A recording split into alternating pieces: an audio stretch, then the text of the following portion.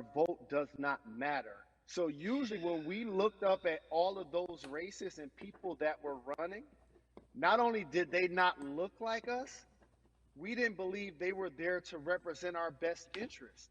So therefore, as a collective, we didn't mobilize until Barack Obama, and we felt a sense of hope that finally our country is going to do something that we felt would never happen in our lifetime. And I remember being at the inauguration in 2008. I made sure I was there. And we voted. In 2016, we didn't vote, Carrie. We didn't vote. And so many people try to make this political. This is not political. Me telling somebody to vote is like telling somebody to pay taxes. So that's one, getting over the stigma of nobody is going to represent our best interest. And then number two, the reality is that the person that gets the most votes doesn't necessarily win the presidency. That's uncomfortable right there because that's actually what took place in 2016. The Electoral College chose the president. And if you put all of their pictures up, I'm pretty sure they look a lot more like each other than they look like you and I. How about that? And then the third thing, especially in urban environments, oh man, they create barriers for us, Carrie. It's like you got to jump over the fence, you got to run past the dog, you got to jump on the hood of the car. The lines is 5 hours long. You get up to the poll and they don't work. Elderly people working in the city, while they got the young people who understand technology working in the suburbs. Like these are all systematic things that try to discourage us from voting. And then finally, we don't have a day off to vote. We need to work. So we don't get a day off. It's going to be a full day, and I got to work to pay my bills. So you know what I'm going to do? I'm going to mail in vote.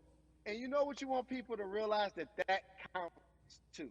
So your vote will be counted if you're able to mail it in. So those are a few things that I hope that we can do and mobilize. And shout to LeBron and his team. Shout to you and everybody involved. We will make a difference. Well, let's talk about more than a vote. There is a black collective of athletes, of artists coming together and saying voter suppression is a real deal, especially in the black community. When you just talked about, I got to work, so I can't go vote. And then when we do get in the booth, just in case we don't have to work, do we know who we're voting for? Not only do we have to vote, we got to be educated. And it's not always even about the man who's in office or the woman who's in office for president. It's about your local elections. It's about the people who are your DAs, your state DAs, like the people who actually make change in your community, who will change police brutality, who will make sure that your community is taken care of, who will defund police and hope that they can help you in stopping police brutality. So talk to me about why you decided to be a part of More Than a Vote and what it actually means. Well, it means a lot to be involved with such an impressive collective as you mentioned. And I said this multiple times, and I know it can be uncomfortable when I say it, but a lot of times we have to get to the root of the issue before we find a solution. And the quote was, I wish America loved black people as much as it loves black culture. And this collective, by the way, represents in a lot of ways what's encouraging, but also sometimes disappointing about our role as black people in America. Because we were brought here as labor and to entertain.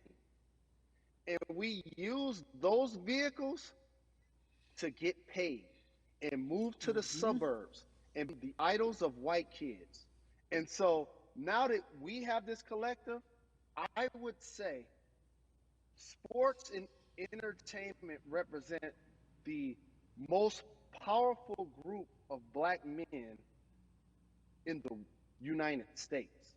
I'm talking about money, power, celebrity, the ability to mobilize, community involvement, their leadership, their intellect.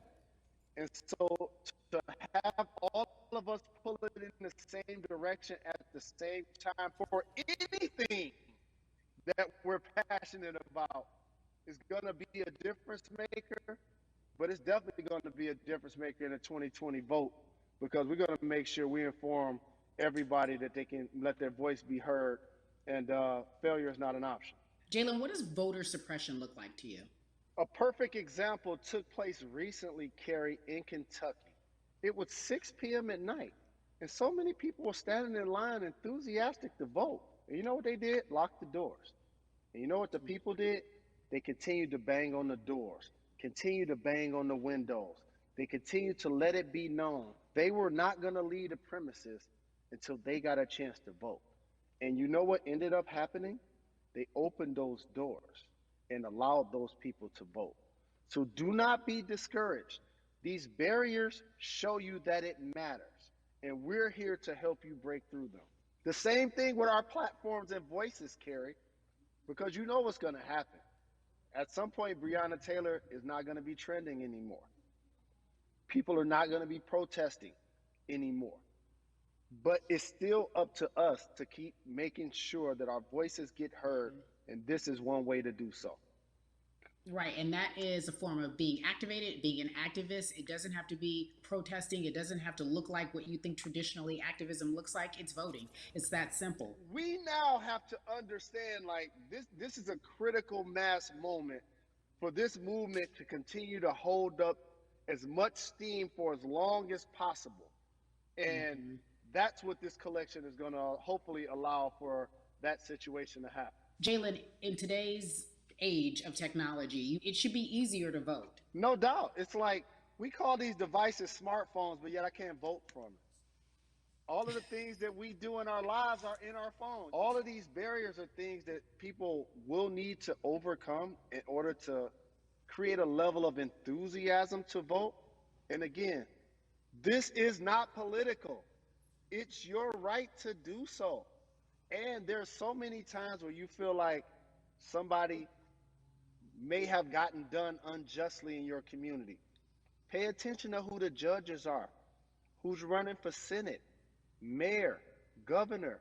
Pay attention who's running for president. And let's make sure in 2020 we make a difference. Why is more than a vote so important and invaluable in our community right now? Well, because right now, I think we have an opportunity to let our voices be heard louder than ever. Anytime you see the mobilization of white kids holding Black Lives Matter signs, that means there's a breakthrough. Now, what happens with that breakthrough is the next step. You're going to look down in your email, Carrie. You're going to see all of these companies telling you how they're going to work on their diversity, how they're looking themselves in the mirror. They need to make change, just like in sports, right? Look on the field, on the court, all those black players. Further you get up, it's like altitude or a ladder. It gets thinner and thinner. And so a lot of people talk about the system being broken. I hate to remind people that it's not broken. It was built this way. And one of our ways to help change the system is to vote. So that's why more than a vote is so very important, so we can make sure everybody participates and gives themselves an opportunity to let their voice be heard. I think it's interesting because you talked about Black men being very powerful in the U.S. if they're athletes and entertainers, because for so long those have been the only avenues traditionally to create wealth. The NBA season comes back. What are your feelings on the season coming back? In the midst of everything that is happening? I think you'll see players challenging the establishment more. You're going to see them saying, okay, if you have all of these marketing and promotional deals, how many of them are with minorities? How many people are you employing in NBA? What about certain teams? Who do you have as a minority owner? Or what about the candidates that you have for positions of power? NBA players have proven as blacks that they are now movers and shakers in the game. They're now the dog, not the tail. So if they decide not to play, some of the biggest social changes and conversation, the Ali Summit was a press conference. So they could mobilize if they chose to. But if you do play, challenge the league. Black Lives Matter on the jerseys. Continue to make sure that every time people are watching the game, they're also seeing the movement happen. Jalen, I appreciate you because you are all at once. I really, JCs, and thank you for working with More Than a Vote because your voice, your platform, all of it is needed, my friend. Be safe, okay? Yes, ma'am. I love and appreciate you. One call away always. Thank you. Love you, brother. Love you too. Every conversation that we had today, I hope was helpful for you. I am so grateful to everyone who came on with me to talk about what's going on in our culture and how we need to change. Huge shout out to Jalen Rose, Bun B, Jason Hayward, Yvonne Orji, and Russ. Their words were inspiring, but also important and invaluable. I hope your phone is full with all the information that we've been able to place in front of you. Again, you need to check out these resources because they are so important because we want you to vote. That is your voice. It is important. We, the people, want you to vote. So go to morethanavote.org, fairfight.com, and whenweallvote.org. Again, thank you so much for joining us and paying attention because this message, again, is invaluable. I'm Carrie Champion for We the People.